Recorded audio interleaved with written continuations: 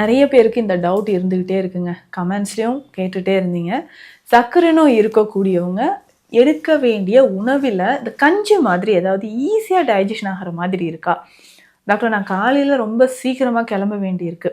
So அந்த டைம்ல எனக்கு சுகர் லெவல் மெயின்டெயின் பண்றதுக்கும், இல்ல நார்மலாவே நான் ஹெல்த்தியா இருப்பதற்கு காலையிலயோ, இல்ல மாலை நேரங்கள்லயோ இந்த கஞ்சி வகையை குடிச்சா எனக்கு சுகர் லெவல் குறையுமா?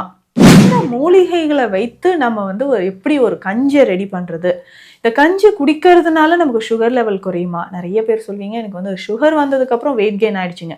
ஒரு பக்கம் வெயிட் லாஸ் உடம்பு இழைச்சிக்கிட்டே போறவங்க ஒரு பக்கம் இருந்தாலும் வெயிட் கெயின் ஆயிடுச்சு அப்படின்னு சொல்றவங்க இந்த கஞ்சி ரெடி பண்றதுக்கு முதல்ல இந்த மூலிகை பவுடரை நம்ம வந்து ஃபர்ஸ்ட் ரெடி பண்ணிக்கணுங்க.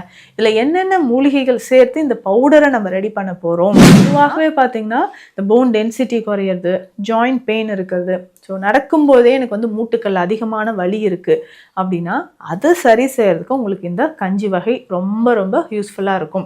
அப்போ சுகர் குறையிறதுக்கு இந்த மூலிகை பொடியும் சேர்த்து நீங்கள் கஞ்சி குடிச்சிட்டு வரலாம்.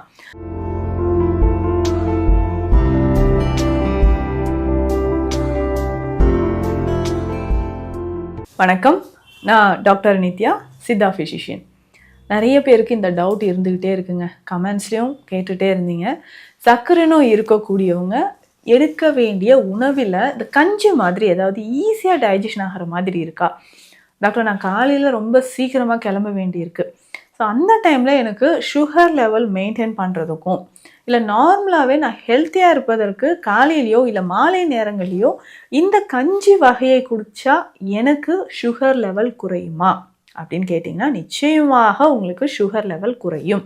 ஸோ அந்த மாதிரி ஒரு மருத்துவ குணம் நிறைந்த ஆரோக்கியமான ஒரு கஞ்சி வகையை தான் இந்த பதிவில் நம்ம பார்க்க போகிறோம். பொதுவாகவே பார்த்தோம்னா நம்ம சித்தர்கள் சொல்லியிருக்கக்கூடிய வழிமுறை என்ன? உணவே மருந்து. அதுவும் இந்த நீரிழிவு, மதுமேகம் அப்படின்னு சொல்கிற இந்த பிரச்சனைக்கு நிறைய மூலிகைகளை நமக்கு கொடுத்துருக்காங்க.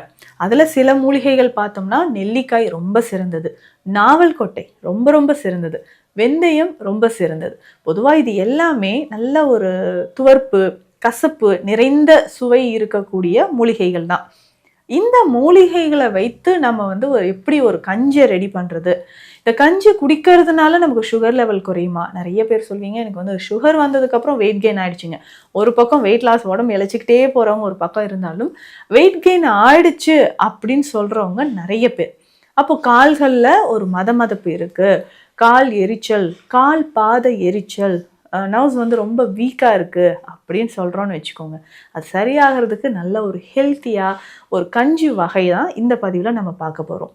இப்போது இந்த கஞ்சி ரெடி பண்ணுறதுக்கு முதல்ல இந்த மூலிகை பவுடரை நம்ம வந்து ஃபஸ்ட்டு ரெடி பண்ணிக்கணுங்க. இதில் என்னென்ன மூலிகைகள் சேர்த்து இந்த பவுடரை நம்ம ரெடி பண்ண போகிறோம் அப்படின்னா இதற்கு தேவை நான் முன்னரே சொன்ன மாதிரி நாவல். ஸோ நாவல் கொட்டை இருக்குது இல்லைங்களா, அதனோட பொடி நமக்கு தேவைப்படுது. நாவல் கொட்டை பொடி உங்களுக்கு ஒரு 50 கிராம் தேவை. சீரகம் பொடி 50 கிராம் எடுத்து வச்சுக்கணும். நெல்லிக்காய் பொடி 50 கிராம், வெந்தயமும் பொடி பண்ணி இதனுடைய ஒரு 50 கிராம் சேர்த்து இது எல்லாமே ஒன்றாக சேர்த்து எடுத்து வச்சுக்கோங்க. ஸோ டெய்லி ரெகுலராக என்ன பண்ணலான்னா இந்த பொடி இருக்கு இல்லைங்களா, இதை தண்ணீரில் போட்டு கொதிக்க வச்சு நம்ம கஷாயமாகவும் குடிக்கலாம். நீங்கள் கஞ்சி ரெடி பண்ணுறீங்க இல்லை சூப் ரெடி பண்ணுறீங்க அப்படின்னா இந்த பொடியை சேர்த்து நம்ம எடுத்துக்கலாம். ஸோ அந்த மாதிரி நம்ம பயன்படுத்தும்போது உடலில் பார்த்திங்கன்னா அந்த சுகரோட லெவல் நல்லா குறைஞ்சி உங்களுக்கு அந்த டயர்ட்னஸ் இல்லாமல் இருக்கும்.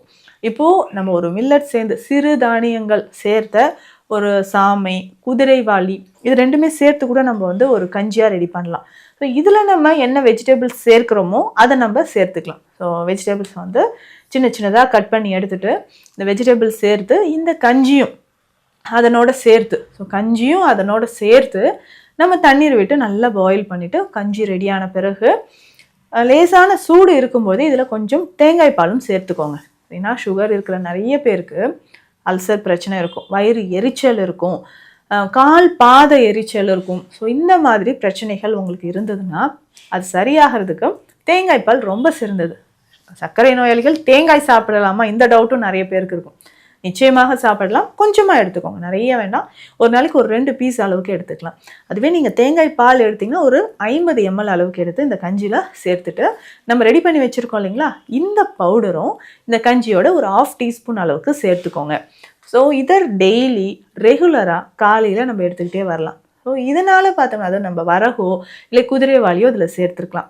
இல்லைன்னா நம்ம முழுவதுமாக இருக்கக்கூடிய பவுடராக இல்லாமல் முழுதாக இருக்கக்கூடிய கேழ்வரகு, ஸோ இதையுமே நம்ம வந்து சிறுதானியம் மாதிரி இந்த கஞ்சியோடு சேர்த்து வேக வைத்து வெஜிடபிள்ஸ் சேர்த்து இந்த பவுடர் வந்து இந்த மூலிகை பவுடரும் சேர்த்து நீங்கள் எடுத்துகிட்டு பயன்படுத்திக்கிட்டே வரும்போது சுகர் லெவல் உங்களுக்கு நன்றாக குறைய ஆரம்பிக்கும். ஸோ பொதுவாகவே பார்த்தீங்கன்னா இந்த போன் டென்சிட்டி குறையிறது, ஜாயிண்ட் பெயின் இருக்கிறது, ஸோ நடக்கும்போதே எனக்கு வந்து மூட்டுக்கள் அதிகமான வலி இருக்குது அப்படின்னா அதை சரி செய்கிறதுக்கு உங்களுக்கு இந்த கஞ்சி வகை ரொம்ப ரொம்ப யூஸ்ஃபுல்லாக இருக்கும். அப்போ சுகர் குறையிறதுக்கு இந்த மூலிகை பொடியும் சேர்த்து நீங்கள் கஞ்சி குடிச்சிட்டு வரலாம். ஸோ இதனோடு சேர்த்து சித்த மருத்துவத்தில் உங்களுக்கு வந்து HbA1c லெவல் நீங்கள் செக் பண்ணுவீங்க இல்லையா, ஒரு 8, 9, 10 இந்த மாதிரி அதிகரிச்சுக்கிட்டே போகுதுன்னு வச்சுக்கோங்களேன். ஸோ தாராளமாக இந்த கஞ்சி வகையை நீங்கள் பயன்படுத்திக்கலாங்க. அப்போ தொடர்ந்து ரெகுலராக இதை நீங்கள் பயன்படுத்திக்கிட்டே வரும்பொழுது உடலில் உங்கள் சுகர் லெவல் குறைய ஆரம்பிக்கும். நம்ம சித்த மருத்துவத்தில் பார்த்தோங்கன்னா முக்கியமாக மதுமேக சூரணம் நம்ம கிளினிக்லேயும் நம்ம கொடுத்துட்ருக்குறோம். இந்த மதுமேக சூரணம் நம்ம பயன்படுத்திக்கிட்டே வரும்போது சுகர் லெவல் குறையுது. இந்த மதுமேக சூரணம் எடுக்கும்போதும் சில வகையான உணவு முறைகள் இருக்குது இல்லையா, அதை நம்ம ஃபாலோ பண்ணும்போது தான் நல்ல உங்களுக்கு ரிசல்ட் இருக்கும். ஏன்னா நடக்கும்போதே எனக்கு ரொம்ப சோர்வாக இருக்குது, வாக் பண்ண முடியல அப்படின்லாம் சொல்லுவாங்க. ஸோ இது சரியாகிறதுக்கு நம்ம என்ன பண்ணலான்னா ரெகுலராக இந்த மதுமேக சூரணம் நீங்கள் எடுத்துக்கலாம். முக்கியமாக சிறு குறிஞ்சான் தவறாமல் எடுத்துக்கணும். ஏன்னா HbA1c லெவல் உங்களுக்கு குறையிறதுக்கு, ஏன்னா பார்டர்லைன் டயபிட்டிஸ் இருக்குது இல்லை சுகர் லெவல் எனக்கு ரேண்டம்லேயே வந்து 200 பிலோ இருக்குன்னா உங்களுக்கு இந்த மூலிகைகள் ஓகே. இல்லைங்க ரொம்ப நாளாக எனக்கு சுகரில் இந்த HbA1c லெவல் குறையில 350, 400 இந்த மாதிரி சுகர் லெவல் இருந்துக்கிட்டே இருக்குன்னா சிறு குறிஞ்சான் ஒரு மிக சிறந்த ஒரு மூலிகையாக உங்களுக்கு இருக்கும். இந்த சிறு குறிஞ்சான் பொடி நீங்கள் என்ன பண்ணுறீங்கன்னா வெந்நீர்லேயே கலந்து, ஏன்னா சித்த மருத்துவத்தில் இதில் மதுமேக குடிநீர் சூரணம் கஷாயத்துலேயும் சிறு குறிஞ்சான் சேர்ந்துருக்கும். தனியாக இந்த சிறு குறிஞ்சானை நீங்கள் பயன்படுத்தும் போதும் உடலில் இருக்கக்கூடிய கழிவுகள் உங்களுக்கு வெளியேற ஆரம்பிக்கும்.